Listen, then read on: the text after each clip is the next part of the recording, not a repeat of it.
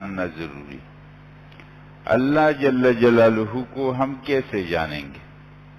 دیکھو، ہم کلمہ پڑھتے ہیں سب، اور کلمے کے پہلے جز میں ہم اللہ پر ایمان لاتے ہیں، لا الہ الا اللہ، اللہ کے سوا کوئی معبود نہیں۔ یہ ہمارا ایمان ہے اللہ جل جلالہ۔